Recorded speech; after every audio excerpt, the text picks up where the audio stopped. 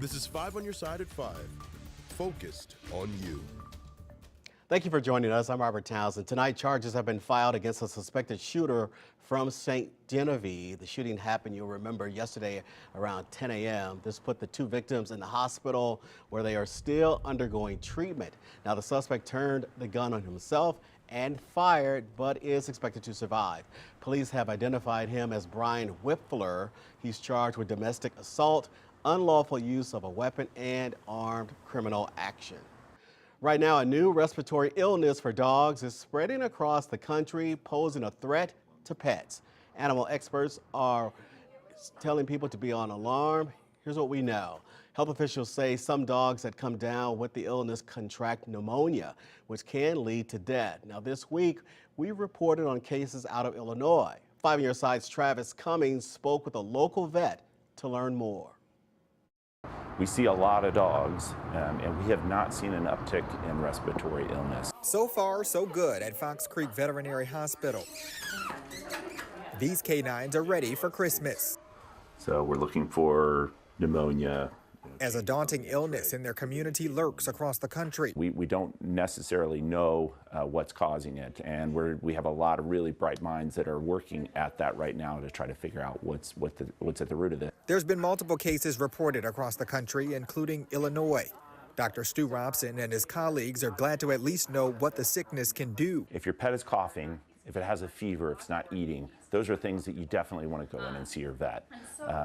The worry is if this develops into pneumonia. Robson says the research is just underway. There's other possibilities that could be causing it that's not infectious as well. There's environmental things. Health experts are prepared to document cases. Veterinary school, there's state labs. We have all kinds of great resources that we can report to. But your local veterinarian is that first line. The holidays are in full effect. Christmas is right around the corner. And so some people are wondering, can I board or travel with my pet? I personally would not cancel any of my plans to travel and to board my pet. You know, there are great boarding facilities in St. Louis that take every precaution to protect your pet. As your dog dashes through the season, remember to stay vigilant. Number one, get your pet vaccinated and just protect them for the things that you can protect them for right now. Number two, if your dog does have symptoms, just call your vet. Travis Cummings, 5 on your side.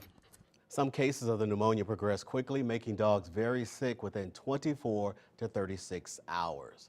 Here's a look downtown where it has been a very, very cloudy day without too much rainfall, at least for now. Jim Castillo is here for our Weather First forecast. Jim, will we need to bring out those umbrellas in a few hours? Yeah, hi, Robert. So bring the umbrellas for sure. Now, light rain is likely, and it should stay light as we get into the evening hours. It's really close to us. In some of our area south of the metro, already seeing some showers around Reynolds County. So right now, look outside just about anywhere. You just have very cloudy, and temperatures never made it to 50 today, so nice and cool. And here's that next system. It's a weak system, but that rain is likely as we get into the early evening. I'd say after 6:30 around the metro, so 7, 8, 9 o'clock, all this rain that's in Phelps County now will be pushing into St. Louis.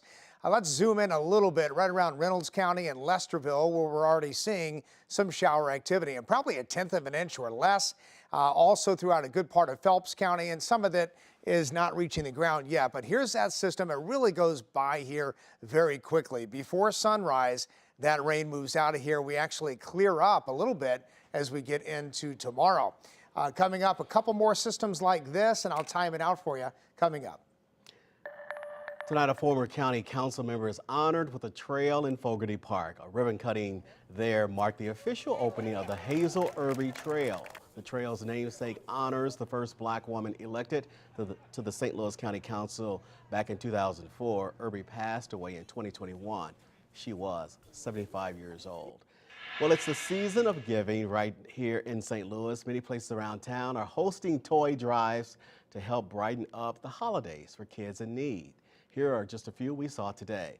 STL Youth Sports Outreach has been collecting gifts for local families for about 15 years now, and today they continue the tradition by Sue Waller's Bar and Grill in St. Louis. There they had a toy drive and visits from Santa and Mrs. Claus. For about 10 years now, the Kirkwood Fire Department has worked with the Marines and Toys for Tots to make the holidays a bit brighter for those in need. And to do that, again this year, Kirkwood Firehouse 1 turned its engine bay into Santa's workshop. Look at that. Guests can have a chance to see the fire engines up close before meeting the big man in red. We like having it at the firehouse. We like being able to open our doors and let people come into the fire station, kind of see the fire trucks.